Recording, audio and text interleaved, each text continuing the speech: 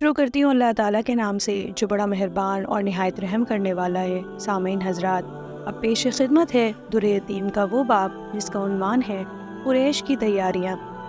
وہ کفار قریش جنہوں نے حبش تک صحابہ کرام کا پیچھا کیا تھا اور اسلام کی دشمنی جن کی گھٹی میں پڑی تھی، مدینہ میں پیغمبر اسلام اور آپ کے ساتھیوں کو بھلا چین سے کس طرح بیٹھنے دیتے۔ انہوں نے سازشیں اور مدینہ پر حملے کی تیاریاں شروع کر دی۔ اپنے جاسوس قریش نے مدینے میں بھیج دیے تھے جو مسلمانوں کے نقل و حرکت کی اطلاعیں مکہ بھیجتے رہے۔ کفار قریش ہجرت نبوی کے بعد یہ سمجھتے تھے کہ ان کے شہر مکہ میں مسلمان بے سہارا ہو کر رہ گئے ہیں۔ محمد رسول اللہ کے جانے کے بعد ان کی ہمتیں ٹوٹ گئی ہیں۔ محمد ابن عبداللہ ہی نے ان لوگوں میں سرفروشی اور ایثار کی روح پھونکی تھی۔ جب وہ ہی یہاں سے چلے گئے تو یہ بیچارے اب کس کے بلبوتے پر ہماری سختیوں کا مقابلہ کریں گے؟ سردار ہی نہ رہا تو اس کی فوج کب تک پاؤں جمائے رہے گی؟ مگر ان کی توقعات غلط ثابت ہوئی۔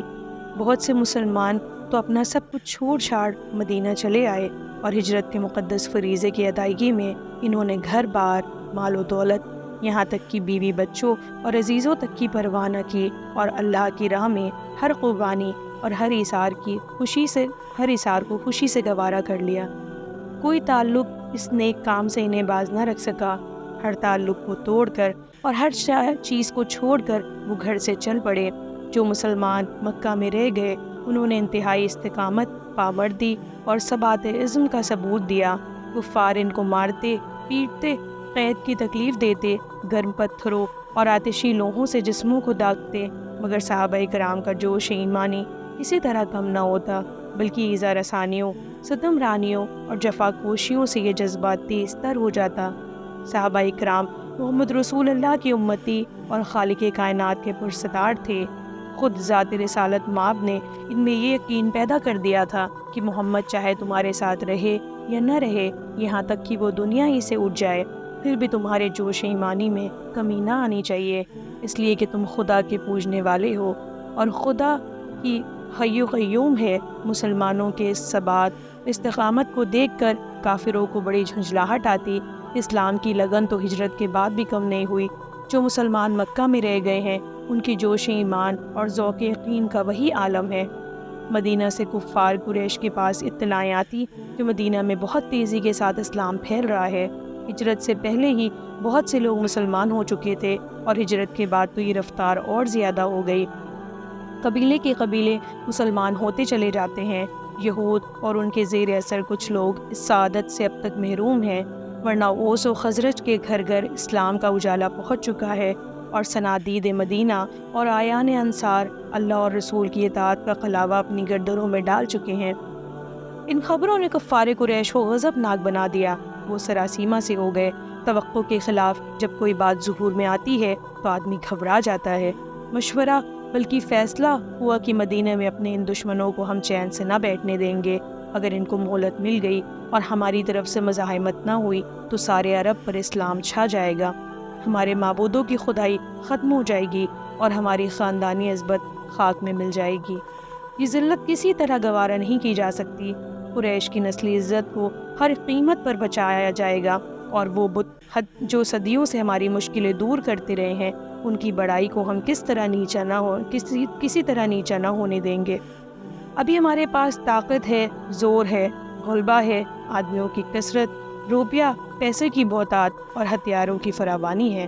قبائل عرب ہماری عزت کرتے ہیں، بادیہ نشین ہمیں سردار مانتے ہیں، کعبے کی تولیت ہمارے ہاتھ میں ہے، صنعاء سے لے کر طائف تک ہماری سیادت تسلیم کی جاتی ہے۔ مسلمانوں کی تعداد بھی زیادہ نہیں ہوئی، ان کا زور اس نوبت پر توڑا جا سکتا ہے۔ قریش نے مدینے کے سب سے بڑے رئیس عبداللہ بن ابی کے پاس سفارت بھیجی کہ یا تو تم خود ہمت کر کے محمد کو قتل کرا دو، اور اگر تم نے ایسا نہیں کیا تو ہم قریش پوری قوت کے ساتھ تم پر حملہ کر کے تمہاری قوم کا صفایا کر دیں گے۔ ایک طرف تو قریش نے رسول اللہ کے قتل کے لیے عبداللہ بن ابی کو ابھارا بلکہ دھمکی دی، اور دوسری طرف ان کے نوجوانوں کی ٹولیاں مدینہ کے آس پاس گشت لگانے لگیں۔ انصار کی چراگاہوں کو یہ لوگ تباہ کر ڈالتے، نخلستانوں کو کاٹ دیتے اور مدنی چرواہوں سے بکریاں چھین لے جاتے۔ قریش اس طرح حضرت محمد رسول اللہ اور آپ کے صحابہ کی قوت کا اندازہ کرنا چاہتے تھے کہ ان میں طاقت ہوگی تو ہماری چھیڑ چھاڑ کا ضرور جواب دیں گے اور ہوتے ہوتے لڑائی کی نوبت آ جائے گی۔ مدینہ سے باہر مسلمانوں کو کوئی اثر نہیں ہے، تمام لوگ ہمارا ساتھ دیں گے، مسلمانوں کو ایک ہی جھڑپ میں پیس کر رکھ دیں گے۔ قریش کے یہ اوچھے ہتھیار بھی بیکار ثابت ہوئے تو انہوں نے مدینہ پر حملے کی تیاری کا ارادہ کر لیا۔ وہ مدینہ پر پوری قوت کے ساتھ فیصلہ کن حملہ کرنا چاہتے تھے، مگر اس کام کے لیے ساز و سامان اور مصارف کی ضرورت تھی۔ دوسروں کے شہر پر چڑھ کر جانا کھیل نہیں تھا۔ یہ جنگ ان کی خاندانی لڑائیوں اور قبائلی خانہ جنگیوں سے بالکل مختلف تھی۔ جنگ کے مصارف کے لیے انہوں نے یہ تدبیر سوچی کہ اب کی بار جو تجارتی قافلہ مال و اسباب لے کر جائے اس کی قیمت جنگی مصارف میں لگنی چاہیے۔ اس طرح ساری قوم جنگ میں شریک ہو جائے گی اور کسی ایک قبیلے پر بار نہ پڑے گا۔ اس تجویز کو عملی جامہ پہنانے کے لیے صنادید قریش نے پرجوش تقریریں کی، لوگوں کو امداد کے لیے ابھارا کہ بھائیو، یہ قوم اور وطن کی عزت کا معاملہ ہے، ہمارے لیے اس سے زیادہ نازک گھڑی پھر نہ آئے گی۔ مسلمانوں کے زور کو نہ توڑا گیا تو یہ لوگ قوت پا کر خود ہمارا صفایا کر دیں گے۔ کیا ہم اس دن کے دیکھنے کے لیے زندہ رہیں گے جب ان مسلمانوں کے ہاتھوں لات و حبل کے ٹکڑے ٹکڑے ہوتے ہوں گے؟ ہماری تلواروں نے ہمیشہ عظمت قریش کی حفاظت کی ہے، ہم نے سینوں پر زخم کھا کر بھی قوم کے وقار کو نیچا نہیں ہونے دیا۔ قریش فصاحت کے بادشاہ تھے، آتش فشاں تقریریں کرنی انہیں خوب آتی تھی۔ وہ اچھی طرح جانتے تھے کہ جنگ کے لیے اپنی قوم کو کن الفاظ میں ابھارا جاتا ہے اور کس انداز کا جملہ ان کی رگ حمیت پر نشتر لگا سکتا ہے۔ مکہ کی تمام آبادی نے اپنا سب کچھ اس تجارتی قافلے کی نظر کر دیا، بیوہ اور نادار عورتوں تک نے اپنا پس انداز تجارت میں لگا دیا۔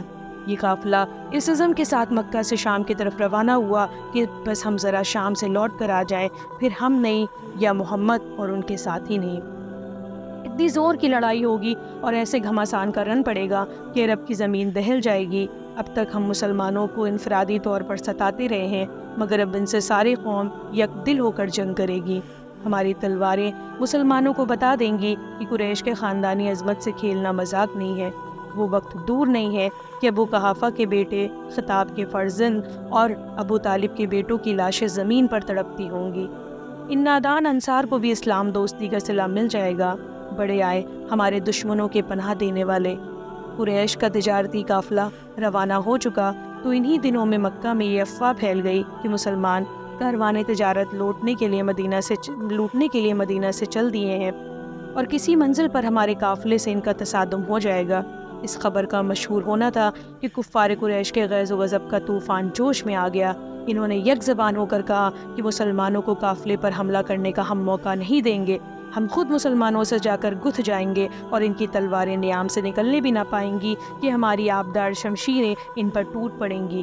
ہمارے قافلے پر حملہ ہماری غیرت کے خلاف کھلا ہوا چیلنج ہے، اس کا پوری قوت سے جواب دیں گے، حملے کی پہل ہماری طرف سے ہوگی۔ رسول اللہ کو جب اس واقعے کی اطلاع ملی تو حضور نے صحابہ کرام کو جمع کیا، سب لوگ ایک آواز پر اکٹھا ہو گئے، ان میں مہاجرین بھی تھے اور انصار بھی۔ ہجرت نبوی کے بعد اتنا بڑا اجتماع آج تک نہ ہوا تھا۔ حضور نے صحابہ کے مجمع کے سامنے صورتحال بیان فرمائی۔ اس کے جواب میں ابو بکر اور دوسرے صحابہ نے انتہائی پرجوش تقریریں کی اور تقریروں میں اپنے عزم و ثبات، یقین و ایمان اور اسلام کے لیے ہر قربانی اور ایثار کا اظہار کیا گیا۔ ایسا محسوس ہو رہا تھا کہ مہاجرین اللہ کے دین کی حفاظت کی خاطر موت سے ہاتھ ملانے کے لیے تیار ہیں۔ ان کے دل میں نہ کسی قسم کا خوف ہے، نہ کسی طرح کی جھجک۔ مارکہ آرائی ہوگی تو یہ جان نثار پر برچھیوں اور تلواروں کے زخم کھا کر داد شجاعت دیں گے، بڑھتے ہوئے قدم پیچھے ہٹیں گے نہیں، خون کے ہر قطرے سے یہ حق پرست اللہ کی ربوبیت کی شہادت دیں گے۔ مہاجرین تقریریں کر رہے تھے مگر حضور بار بار انصار کی طرف دیکھتے تھے۔ انصار اس لیے خاموش تھے کہ مہاجرین جو کچھ کہہ رہے ہیں وہی ہمارا خیال ہے، یہ ہمارے دلوں کی ترجمانی ہو رہی ہے۔ مہاجرین سے ہم انصار کسی طرح پیچھے نہ رہیں گے، مگر جب انصار نے محسوس کیا کہ سرور کائنات ان کی زبان سے ان کے ارادوں کا حال سننا چاہتے ہیں تو قبیلہ خزرج کے سردار حضرت سعد بن معاذ کھڑے ہوئے اور انتہائی پرجوش مگر پورے ادب و احترام کے ساتھ عرض کیا، کیا حضور کا اشارہ ہم انصاری کی طرف ہے؟ اس خدا کی قسم جس نے حضور کو نبی بنایا ہے، آپ حکم دے تو ہم دریا میں کود پڑے، دشمنوں کے مقابلے میں آنا ہمیں گرا نہیں گزرتا، ہم انصار میں سے ایک آدمی بھی پیچھے نہ رہے گا۔ حضور جہاں چاہیں ہمیں لے چلیں۔ سعد بن معاذ تقریر کر چکے تو مقداد کھڑے ہوئے۔ کوٹ: حضور، ہم حضرت موسیٰ کی قوم کی طرح ہرگز نہ کہیں گے کہ آپ اور آپ کا خدا جنگ کرے، ہم تو یہاں بیٹھے بیٹھے تماشا دیکھا کریں گے۔ ہم انصار تو حضور کے سامنے آ کر حکم میں جا کر اور دائیں بائیں کھڑے ہو کر لڑیں گے۔ انکوٹ۔ انصار کی پرجوش تقریریں سن کر حضور کا چہرہ مبارک خوشی سے چمک اٹھا۔ حضور کی مسرت کو انصار اور مہاجرین اچھی طرح محسوس کر رہے تھے۔ وہ لوگ بھی خوش اور مطمئن تھے کہ غلاموں کی عرض داشت آقا نے قبول کر لی۔ جب انصار جنگ کے لیے حضور سے بیعت کر رہے تھے تو اسد بن زرارہ نے اٹھ کر کہا: کوٹ: اے حال خان، یہ بھی معلوم ہے کہ تم کس چیز پر بیعت کر رہے ہو؟ یہ عرب و عجم اور جن و انس سے اعلان جنگ ہے۔ انکوٹ۔ حضرت اسد بن زرارہ نے بظاہر بہت ڈرا دینے والی بات کہی تھی۔ انصار کی جگہ کم ہمت لوگ ہوتے تو سوچ میں پڑ جاتے، جان کا خوف، مصلحتوں کی آڑ ڈھونڈنے لگتے، دبی ہوئی زبان سے ڈپلومیٹک قسم کا جواب دیا جاتا، مگر یہ انصار رسول تھی، یہ اپنی جانیں اللہ کے ہاتھ بیچ چکے تھے۔ رسول کے حکم کے بعد تعامل کرنا اور اس کی تعمیل کے لیے ہیلے ڈھونڈنا ان کے مذہب میں منافقت تھی۔ وہ سب یک زبان ہو کر بولے: ہاں ہاں، ہم اسی پر بیعت کرتے ہیں۔ رمضان المبارک کی 12 تاریخ کو حضرت محمد رسول اللہ صلی اللہ علیہ وسلم تقریباً 300 جانثاروں کو ساتھ لے کر مدینہ سے روانہ ہوئے۔ آبادی سے کوئی ایک کوس کی مسافت طے کرنے کے بعد حضور نے سپاہیوں پر نگاہ انتخاب ڈالی۔ ان میں جن کی چھوٹی عمر تھی ان کو مدینہ لوٹا دیا گیا۔ عمیر بن ابی وقاص کم سن تھے۔ شوق شہادت اور جذبہ جہاد ان کو یہاں لے آیا تھا۔ یہ منظر دیکھ کر بچوں کو مدینہ واپس کیا جا رہا ہے، وہ پنجوں کے بل کھڑے ہو گئے تاکہ بڑی عمر کے لوگوں میں ان کا قد پست نظر نہ آئے اور انہیں لوٹا نہ دیا جائے۔ حضور نے ان سے واپس ہونے کے لیے ارشاد فرمایا تو وہ بے ساختہ رو پڑے اور رحمت للعالمین نے انہیں جنگ کے لیے ساتھ چلنے کی اجازت دے دی۔ سعد ان کے بڑے بھائی تھے، انہوں نے جوش میں کمسن بھائی کے گلے میں تلوار ڈال دی۔ عمیر کی آنکھوں میں یا تو آنسو جھلملا رہے تھے اور اب حضور نے عسکر اسلام میں شامل ہونے کی اجازت جو مرحمت فرمائی تو ان کے چہرے پر مسرت رقص کرنے لگی۔ عارض خوشی کے اثر سے گلاب بن گئے، پیشانی پر کہکشاں چمکنے لگی، پڑھتے شوق سے دل اچھلنے لگا۔ جوش ایمانی عمیر کو ابھارتا تھا کہ اسلامی فوج کے اور سب سے کم سن سپاہی اپنی تقدیر پر ناز کر کہ تو اس جنگ میں اللہ اور رسول کی طرف سے لڑنے کے لیے جا رہا ہے جو اسلام کا دیباچہ ہے۔ حق و باطل کی اس پہلی مارکہ آرائی میں شرکت تجھے مبارک ہو۔ زندہ رہا تو بھی قیامت ہوگا اور شہید ہو گیا پھر بھی کامیابی تیرے ساتھ رہے گی۔ بہت شکریہ، جلد ملتے ہیں ایک نئے باب کے ساتھ، تب تک کے لیے سنتے رہیے، خوش رہیے، پیار بانٹیے۔